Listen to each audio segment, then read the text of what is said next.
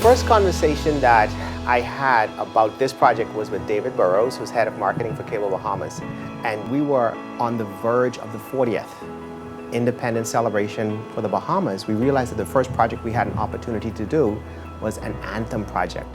With Angelique, Sabrina now being signed to Cable Bahamas as Cable Bahamas' voice and face and all of that stuff, we also realized that it was the perfect project for Cable Bahamas at the time and the perfect project for the Bahamas.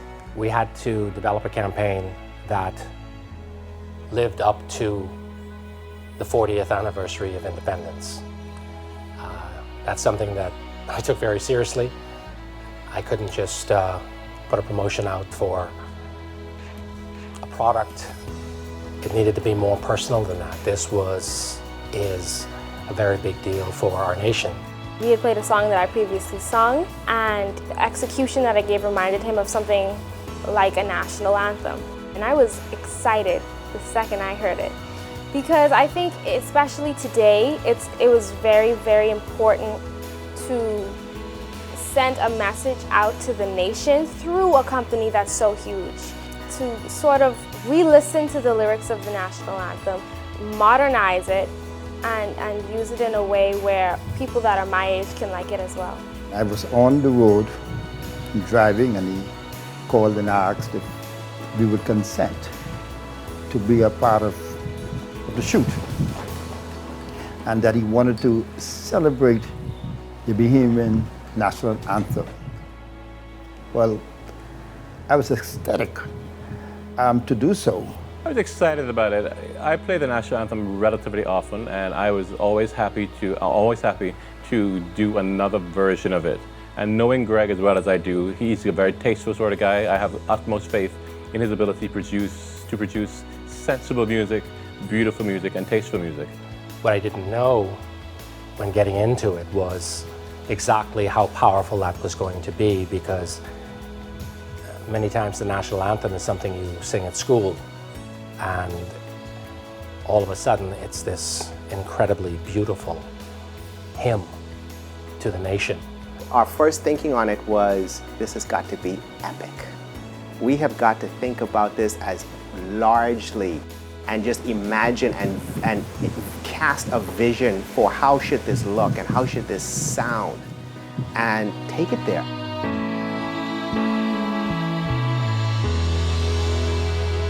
I thought it was a big responsibility for me. And even though there was long days when we were filming, I wouldn't complain, and it was because I was in the mindset where this outcome is going to be so gigantic and it's going to live for such a long time that it's really important that I focus right now and I get it done. I think that because we have lost our emotional connection to our anthem, it has not allowed or caused our country to grow as quickly and happily and safely as we should have.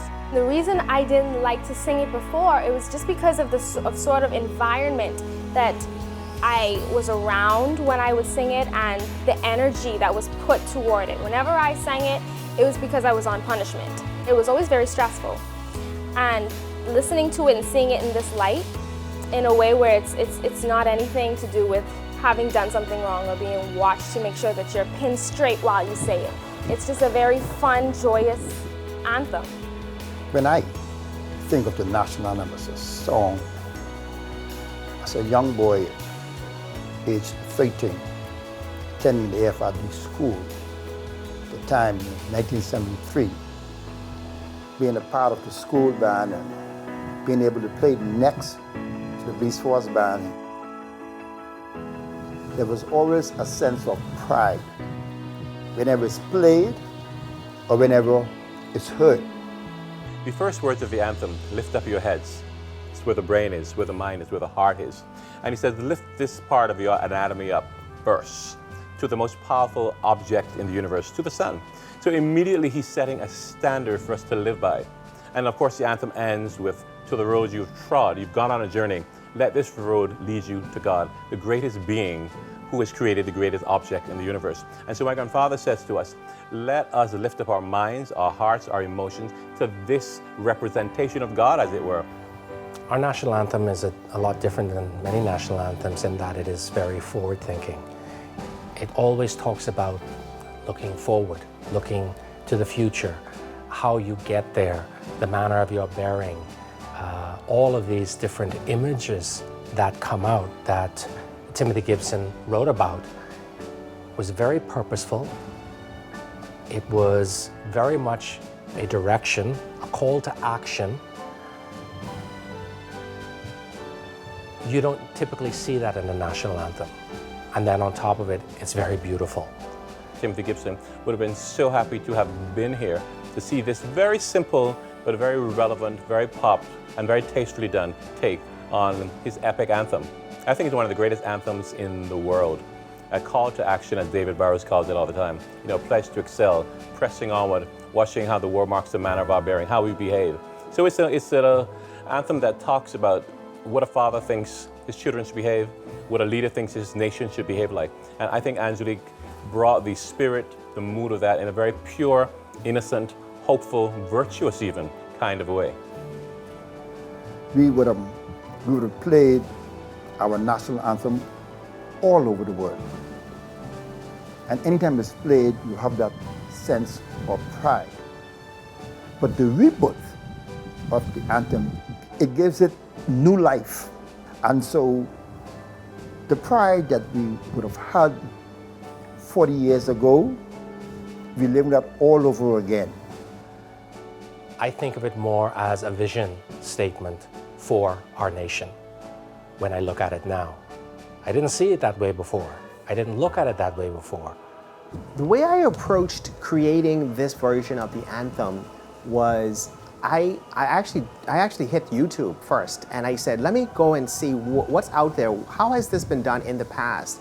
How did 1973 sound like? How did 1980 sound like? What videos have others posted with their version? And I took a listen and I watched and all that sorts of stuff. In the process of watching all of that through my own filter, I began to hear what I think is a modern way of approaching this. But there were some keys in my mind that had to stay true for it to work right. The first was, I didn't want to change the chord structure at all. I just wanted the anthem to be 100% correct and timeless and true to the Timothy Gibson anthem. Well, the part of the introduction that is orchestral has this French horn-like sounding. We play that on the piano. I was just actually fumbling around at the piano, and Greg said, I like that. Would you like to play that? So I played it, and then he made that part of the introduction. And so when I heard that, I said, that's my little piece there. And so it brought a nice memory of the experience with him. And I also thought that it sounded so movie theme, like so epic, Braveheart kind of thing, you know, that something momentous is about to happen, that we're going to enter an experience that is going to take us on a wonderful climatic journey. When thinking about the national anthem and the production of the national anthem, I had to go back to the very initial meeting with Angelique. And I remember Angelique was doodling on a piece of paper, and we were all discussing what we think, how we think this national anthem should come together. I think it should be grand. Yeah, it should be. We were having some conversations about the vision, and in a meeting at Kenai Media's office, we saw some hand-drawn sketches of some of how this could look and different scenes as we were lining this up. One of the first images I recall seeing was of a gentleman blowing a conch shell at the beginning, and we instantly realized that we were actually creating something that could feel like a national call. It's amazing. Who would think that we can use the conch shell in such a manner to give us an introduction to the national anthem? Never came to mind. But it's indigenous. It's a wonderful flair. We got to go to the government house.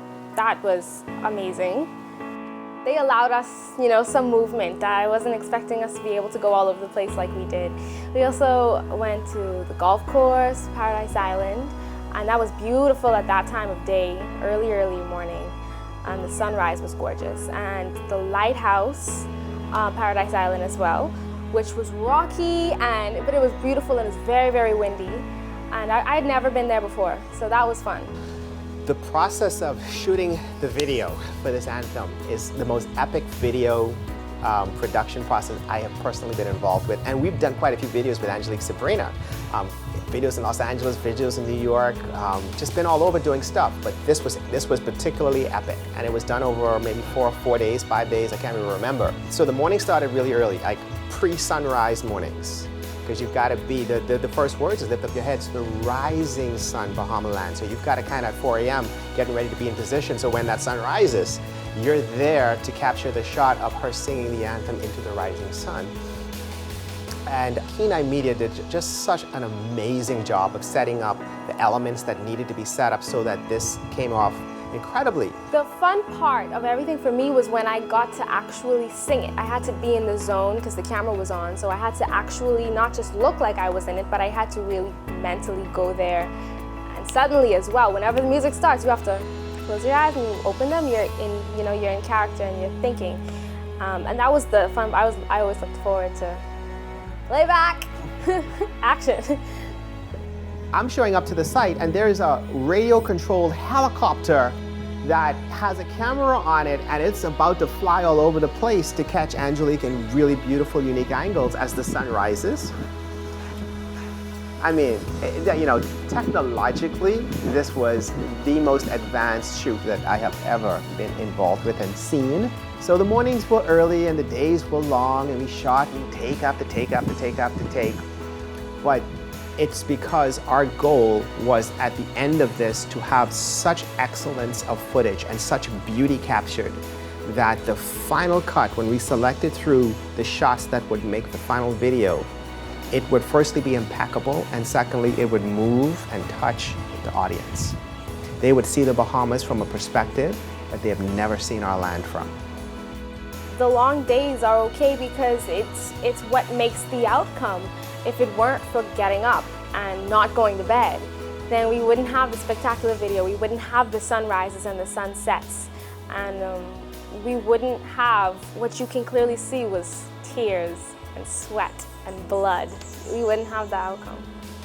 The most impactful day for me of the entire video shoot was the experience of Fort Charlotte. When we did that, and it ends up being the closing scene of the video, and there are other scenes throughout that are set at Fort Charlotte, but the day we shot that was one of the most extraordinary days and experiences of my life.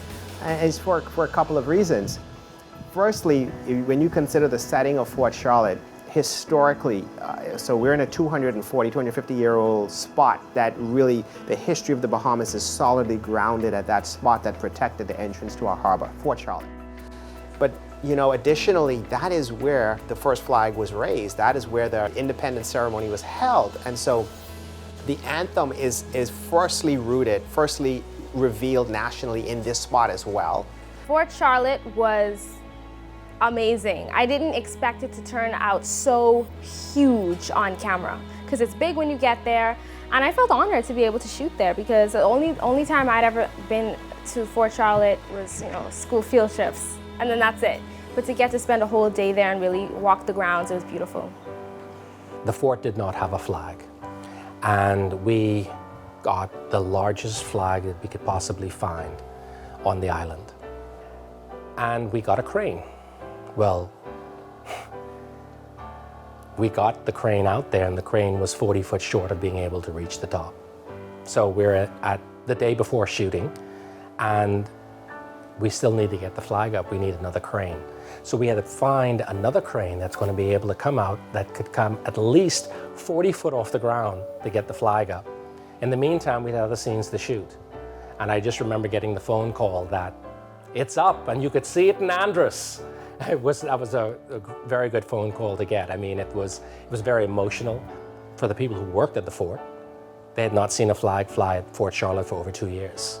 That was a very special moment. It has got to be one of the most beautiful things that I've ever seen because also when the police showed up in full regalia with all of the trapments of a marching band and a uniquely Bahamian look, and you saw them play along with this anthem and hit the cymbals and spin the baton, hold that flag as it waved in the wind, I cried. I cried because it's a national feeling, a beautiful feeling that made me so proud that they were firstly there and involved, but secondly, they were telling us that they were proud as well to be representing what we were doing. And that was a special day for us. Our participation was a must. It gives the final touch. The old folks said it put the icing on the cake.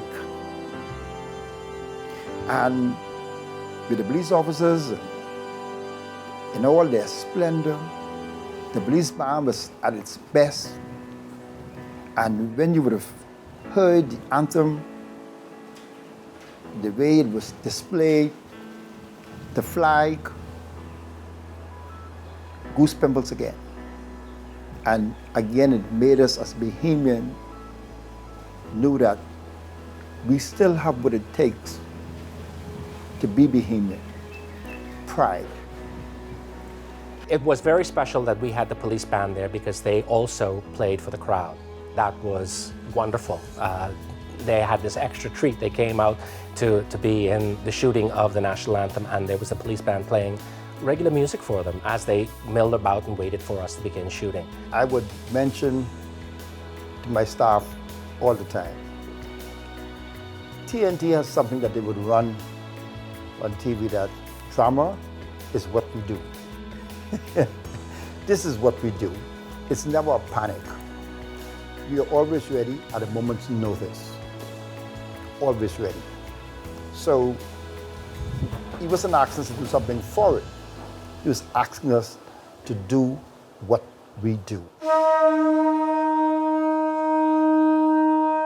I think the thing that was the most stunning to me was the very first time we played the national anthem. So we said casually, we're going to play the national anthem so everyone can hear what it sounds like, what our version that we've produced sounds like. And people were milling about, and all of a sudden the national anthem started. And people froze exactly where they were. You saw everybody stop and stand to their attention and hold their head up high and sing along with this new version. I got chills. I got goosebumps. Each and every time they sang the national anthem, it got bolder and more beautiful, and they got more intense. The expression of the kids' faces, I think, were one of the most priceless things, and them holding the flags and waving the flags as they're singing the national anthem. The pride was one of the most special things on the children's faces. I knew at that moment that we were onto something that was gonna impact nationally, because we knew we had something that was connecting with people. The anthem was never celebrated, you know. The anthem was written, it was accepted in 1973, but I don't know if it was ever celebrated. This is a celebration of the national anthem. I think the one thing I didn't have to worry about throughout this entire process was Angelique. Angelique was consistent. It's the one thing about her that is, it's quite phenomenal. She's very easy to work with from that perspective. She's very sure of herself. She knows herself. She knows her abilities, and that comes through. She is a delightful human being, first of all, because I have this philosophy. I don't like to teach people I don't like. Because the hour with a person alone can be a torment. With Angelique, it is a delight. She's young. She's Bahamian. She's brilliant. And so the younger people now can feel a sense of what it's like to celebrate independence. It makes me wonder, where am I going to be in 40 years? And how far is this new generation anthem going to go in 40 years? Is there going to be another 15 or 13-year-old who hears it and it inspires them to whatever they want to do? But it's very interesting to look at it like that and to see how things that you do that you don't really realize carry on, they do carry on. We completed the national anthem production on July 4th, and then released it just after 8 o'clock that evening on social media. 24 hours later, it had been played over 14,000 times. 1 week later, it had been played over 34,000 times. The Facebook responses have been nothing short of astounding. People are saying they remember when. So it's taking people historically back to a better time in life.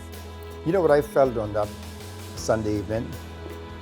We relive what happened 40 years ago, and we relive what it meant to be Bahamian. I think it's going to make my friends want to actually sing the anthem and want to know the anthem, and in essence want them to know their country, because the lyrics of the anthem is basically a call to know your country, know who you are as a people, and unite.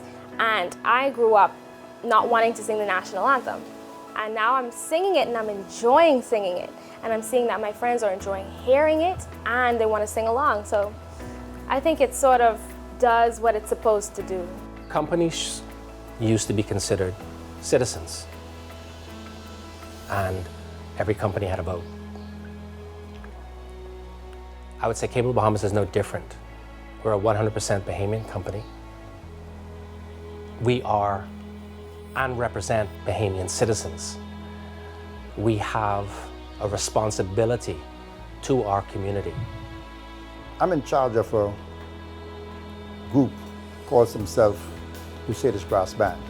Cable Bahamas invested in that group some 5-6 years ago, $10,000 to invest into young people, mean the world to me and to us. So when Mr. Boyce would have called and I would have received an email from the Commissioner of Police, Mr. Ellison Greenslade, telling me that we have to support Cable Bahamas, that was a given. When the idea was presented to the company that we should be doing the national anthem, there was not a moment of hesitation. It was, of course, we should be doing the national anthem. It's very significant. I'm proud, and I'm honored that I got to do it with a company like Cable Bahamas, who, as a company, have pledged to excel.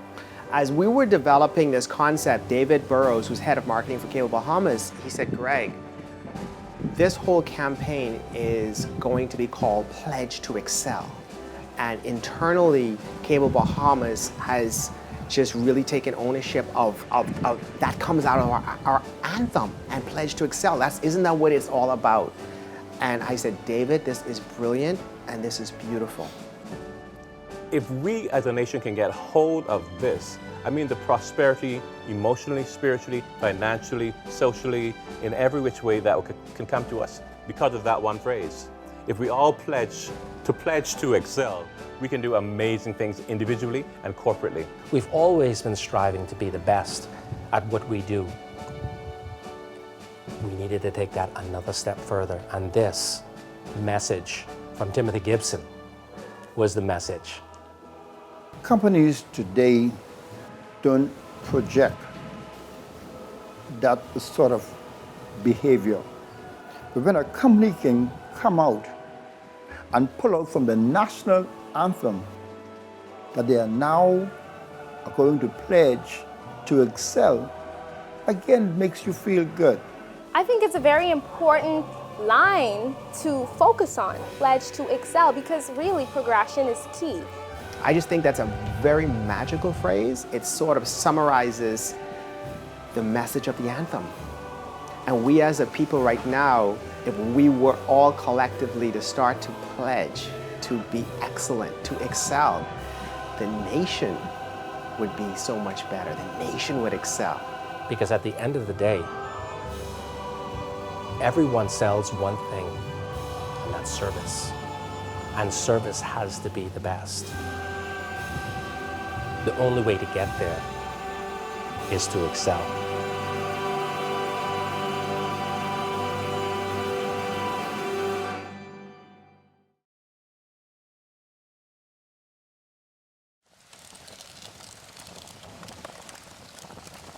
you.